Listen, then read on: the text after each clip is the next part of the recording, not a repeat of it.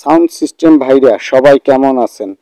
আজকের ভিডিও দেখলেই বুঝতে পারবেন জসন থর মিক্সার দিয়ে একটি বাউল প্রোগ্রামে কতটা সুন্দর সাউন্ড কোয়ালিটি করা যায়। পুরো ভিডিওটা দেখলেই বুঝতে পারবেন।